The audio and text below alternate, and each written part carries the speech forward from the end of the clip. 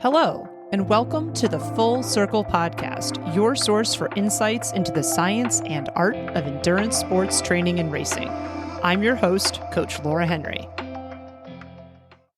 I enjoy reading all sorts of different genres, including nonfiction. This year, I didn't read as much nonfiction as I have in years past, but I still read a decent amount. Unfortunately, some of it wasn't that good, so it didn't make it on this list. If you would like to see which fiction books I enjoyed in 2024, you can listen to episode 69, which is my top 10 fiction books of 2024. If you're interested in seeing my top 10 book lists from past years, you can check them out via the links in the show notes. And links to all of the books that I reference in this episode will be available in the show notes. Number 1, Lily's Promise, Holding On to Hope Through Auschwitz and Beyond. Lily's Promise, Holding On to Hope Through Auschwitz and Beyond by Lily Ebert and Dov Foreman was the best nonfiction book that I read in 2024. As a side note, this was the first book that I read on my Kindle Colorsoft, and it was amazing to have the photos included in the memoir viewable in color on an e-reader. This is amazing technology if you understand how e-readers work. In 1944, Lily was sent to Auschwitz-Birkenau along with her mother and 4 of her 5 siblings. When the family arrived, they were split up. Her mother, her brother, and one of her sisters were sorted into one group, while Lily and her 2 other sisters were sorted into another group. Her mother, brother, and sister were immediately sent to the gas chambers and were killed. Lily and her 2 sisters were selected for work in the camp. 4 months later, they were transferred to another concentration camp. In 1945, they were on one of the many death marches conducted by the Nazis when they were liberated by Allied forces. An American soldier who was part of those liberation forces wrote, "A start to a new life, good luck and happiness," on a German banknote, which he gave to Lily. She never even knew his name, but this was the first measure of kindness and hope that anyone had shown her since she's been sent into the ghetto and then to the death camps. To Lily, this banknote was invaluable, and she held on to it for 75 years. In 2020, Lily's great-grandson, Dov Foreman, found the banknote. He posted a photo of it on Twitter, which then went viral. Within 8 hours, they had learned the identity of the American soldier who had given it to Lily, Private Hayman Schulman. This viral event is what inspired Lily and her great-grandson to co-author this memoir, which she wrote at the age of 98. Like all memoirs written by Holocaust survivors, the book is horrifying, but it's also full of so much hope and love, which makes it beautiful. I loved absolutely everything about it, and I especially loved the special relationship that Lily and Dov shared. Lily died at the age of 100 this year in 2024, but her message of hope lives on, as she intended it to. This is a heartbreaking, moving, and beautiful book to read. Number 2, The Athlete's Gut, The Inside Science of Digestion, Nutrition, and Stomach Distress. The Athlete's Gut, The Inside Science of Digestion, Nutrition, and Stomach Distress by Patrick Wilson was the best book I've read in my career thus far about the science of digestion, stomach issues, and nutrition as they specifically pertain to athletes. Dr. Wilson gives an excellent overview of the physiology of the gut, and he does so in a way that is easy for non-medical professionals, aka people like me, to understand. He then focused on 2 main things that impact an athlete's gut: nutrition and psychology. When athletes are interested in hiring me for coaching services, one of the things that they are most curious about and/or that they're seeking in a coach is education about nutrition and workout fueling. The reason for this is quite simple. Gut issues are extremely prevalent among humans and therefore athletes, and every athlete is an individual. Therefore, finding answers and tangible solutions to gut issues that they experience can be challenging for athletes to do on their own, and many athletes accurately recognize that they might benefit from an outside person to help them with this. While some people claim that they are experts in both coaching and nutrition, I have found that it is nearly impossible, if not completely impossible, to be an expert in 2 fields of study like this, and that if people are claiming that they are, they probably aren't even an expert in one of the 2. My professional specialty does lie in coaching, not nutrition. But that being said, I do try to help athletes with broad, general recommendations, and I base these recommendations on both the limited nutrition education I do have and on the experience I've gained from working with hundreds of individual athletes over the years. The Athlete's Gut gave me a lot of education about strategies and interventions I can recommend for athletes, as well as really clear guidance on when it's time for an athlete to seek a nutrition or a medical expert for any gut issues that they may be experiencing. Number 3, The Coddling of the American Mind, How Good Intentions and Bad Ideas Are Setting Up a Generation for Failure. The Coddling of the American Mind, How Good Intentions and Bad Ideas Are Setting Up a Generation for Failure by Greg Lukianoff and Jonathan Haidt was such an unexpected delight to read this year. Greg Lukianoff is an expert on the First Amendment, and Jonathan Haidt is a social psychologist, which makes them a good duo to explore how the recent issues on college campuses have their origins in terrible ideas that have been gaining power by being woven into American childhood over the last 30 years. What doesn't kill you makes you weaker. Always trust your feelings, and life is a battle between good people and evil people. Together, the authors call these ideas the three great untruths. Throughout the book, the authors explore the three great untruths and how they have been intersecting to create a perfect storm for the fear and instability that has been rampant on college campuses for the past decade. They do a really nice job of breaking down data and science to support their hypotheses, most notably their hypotheses that these parenting and societal trends from the last 30 years are now manifesting badly in big ways across society as a whole now that the children impacted by them are becoming adults. All in all, The Coddling of the American Mind was one of the most interesting books I've read in a long time. Number 4, 4,000 Weeks, Time Management for Mortals. 4,000 Weeks, Time Management for Mortals by Oliver Burkeman might be a tough read for many people because the author boldly states many truths that will likely be hard for people to digest. That being said, I found this book to be very thought-provoking. It was interesting on so many levels, especially because of the dive into the human psychology side of why we perceive, handle, and attempt to control time the way that we do. I found the author's perspective simultaneously on point and liberating. There were sections that made me think deeply and others that echo threads of thoughts I've had myself over the years. Overall, I think that this was a good read precisely because it says something that a lot of people might not want to hear, which is, in my humble opinion anyway, one of the things that helps us grow the most. Number 5, Breath, the New Science of a Lost Art. Unbeknownst to me, Breath, the New Science of a Lost Art by James Nestor ended up being a nice complementary read after having read Yuval Noah Harari's Sapiens, A Brief History of Humankind last year in 2023. In Breath, James Nestor blends modern-day research and science with long-standing practices and tenets of yoga and Eastern medicine to explain why the breath is so important for humans. Breathing is the only autonomic system that we, humans, can control in our bodies. Why did we evolve to be able to control it? And how can we best harness that ability to help offset preventable conditions such as sleep apnea and dental malocclusion? Why are we the only species on the entire planet who has misaligned teeth and who has breathing dysfunction? James Nestor dives into all of this and more in the book. I found it to be extremely interesting and enlightening. It is very well researched and includes a lot of self-experimentation alongside research papers and studies.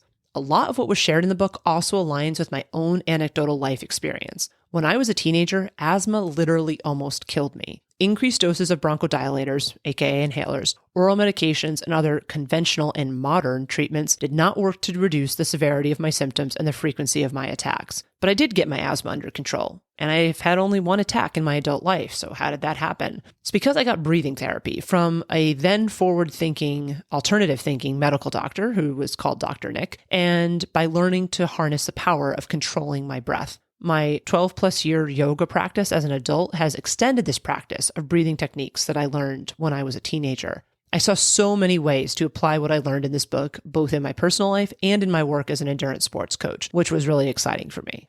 Number 6, Enchantment, Awakening Wonder in an Anxious Age. After reading Wintering, The Power of Rest and Retreat in Difficult Times, which I actually reread this year, I knew I loved Catherine May's style of writing and way of seeing the world. I was excited to read Enchantment, Awakening Wonder in an Anxious Age for these reasons, and I loved it.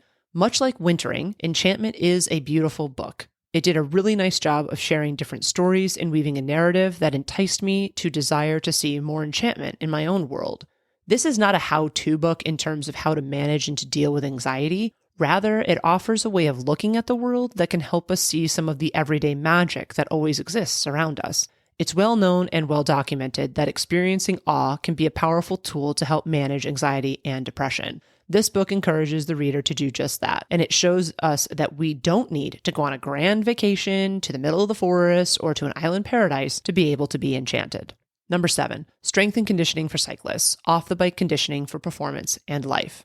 I chose to read Strength and Conditioning for Cyclists, Off-the-Bike Conditioning for Performance and Life by Phil Burt and Martin Evans because I have followed Phil Burt's work for many years. He's a physiotherapist in Great Britain. We call them physical therapists here in the United States. And he worked with the Great Britain cycling team for 12 years through 3 Olympic cycles. He's also a bike fitter, and I've read his work on bike fitting to include his book, Bike Fit 2nd Edition, Optimize Your Bike Position for High Performance and Injury Avoidance. I thought that both that book and this one were well laid out, and they had really nice explanations for why he was making the recommendations that he does.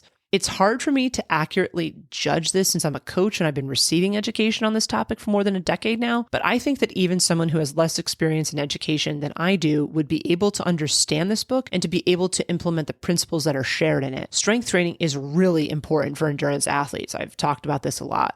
It's true, and it's also true that it's extremely easy to get injured when doing strength training. It probably carries the highest risk alongside running in my work.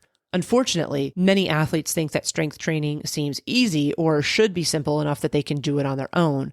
In many cases, I've seen that this is how injuries and lack of progress occur. Both of these things happen because it is extremely common for athletes to want to get to quote-unquote real strength training, which is lifting things up and putting them down and feeling the exertion that comes from it, and to bypass the mobilization and stabilization framework that needs to be put in place first. Athletes need to ensure that their ranges of motion and movement patterns are solid before they can progress to loaded movements. This means that things like stretching, self-myofascial release, foam rolling is an example of that, and bodyweight movements need to come first. There has been a lot of research that has come out recently in the last 5 to 8 years that correctly states that heavy lifting is the stimulus needed for athletes to see strength gains, and especially female athletes. This is true. It's also true that it is completely unsafe and irresponsible to do heavy lifting without the proper foundation or chassis in place to support it. This book does not go into detail about advanced levels of strength training or weightlifting. It's deliberately designed to explore the foundational principles of strength training and how everyday age group athletes can implement them successfully to see gains in their training.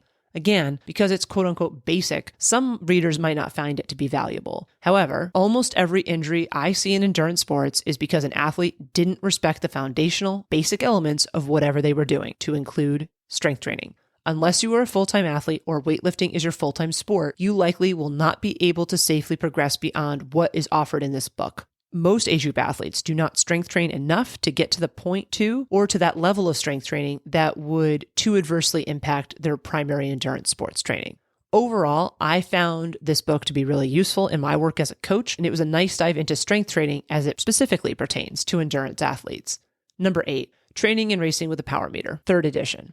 Training and Racing with a Power Meter, 3rd edition by Hunter Allen and Andrew Coggin and Stephen McGregor was originally published in 2006. A 2nd edition was published in 2015, and the 3rd edition, which is what I read, was published in 2019. The updates have been to outline evolutions in power meter technology and power meter software technology. I thought that this book was laid out well and that it did a nice job of introducing the concept of training and racing with a power meter in cycling. Having used a power meter myself for over 10 years in my own training and having also coached athletes using power meters for the same amount of time, I came into reading this book with a decent amount of knowledge about these concepts. That being said, there were definitely important things that I gleaned from the book that I'll be able to put to use to enhance how I coach cycling for athletes who do choose to train with power. The authors use case studies to illustrate, sometimes literally since there are so many graphs and illustrations in this book, their points, and to give evidence for what they were saying. And the book includes an appendix that includes power-based workouts, which would be really useful for self-coached athletes or even coaches who haven't built up their own workout libraries yet.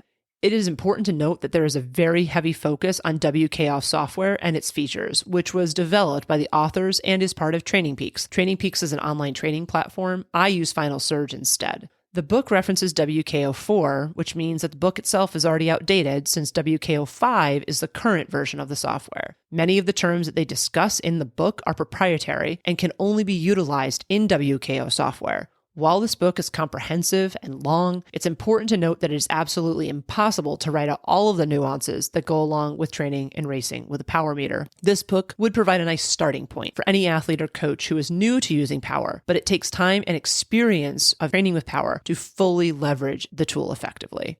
Number 9, Willpower, Rediscovering the Greatest Human Strength. Willpower, Rediscovering the Greatest Human Strength by Roy E. Baumeister and John Tierney was recommended to me by a client of mine, and it was a great recommendation. Baumeister is a psychologist and Tierney is a science writer for the New York Times. Willpower contains a lot of science, but the authors present it in a way that is easy to understand and it's digestible. Willpower and self-control are important concepts for all humans, and in my work as a coach, they are important themes that pop up all the time with my clients. The athletes who I work with set goals, and goals require a certain amount of willpower and self-control to hit. Some of the key things that I gleaned from reading this book are that willpower has finite reserves, much like fatigue does. You will get fatigued from using willpower and self-control, and therefore have less of it once you have used up some of your reserves. Willpower depletion actually results in slower brain circuitry. Changes in the overall intensity of your feelings are a sign of willpower depletion. You will feel all feelings, whether they are positive or negative, more profoundly when your willpower is depleted. I've talked in the past about how glucose is so important for athletes and that the current culture of resistance to consuming carbohydrates is not a good thing for humans, and it's especially not good for athletes. The brain only accounts for 2% of a human's body weight, but it consumes 20% of glucose-derived energy, which makes it the main consumer of glucose in the entire human body, more than your muscles or any other system. Glucose, sugar, aka carbohydrate, is converted into neurotransmitters for the brain to use. Glucose and hypoglycemia, low blood sugar, impact self-control. Simply put, if you don't consume enough fuel, and especially if you do not consume an appropriate amount of carbohydrate, among other things, you will experience a decrease in self-control and in willpower. This will always impact performance in training and racing. But it's particularly dangerous in a race, especially a long course race such as a marathon or an Ironman, because you will lose your willpower, self-control, and drive to continue well if you are underfueled. I talk about self-awareness all the time. Increasing your self-awareness increases your willpower. Self-awareness, as it pertains to this discussion, can be defined as comparing ourselves to the standards set by ourselves and by our neighbors and peers. Self-awareness is knowing where things are relative to where they should be, and changing personal behaviors to meet these standards set by ourselves and by others requires willpower. Willpower without self-awareness can be pretty much useless. Perhaps paradoxically, people with high degrees of self-control use willpower less frequently than people who have less self-control. This is because people with high degrees of self-control play offense instead of defense. They are more organized and they arrange their lives so that they have less temptation. As a result, they need to engage willpower less frequently. Procrastination depletes willpower. The research conducted by the authors shows that people who say that procrastination is a defining personal characteristic of theirs have less willpower. Overall, this book gave me some really great insights to consider that will help guide some of the future conversations I have with clients, as well as good perspectives to have when recognizing that someone is lacking in self-control or willpower in a given situation.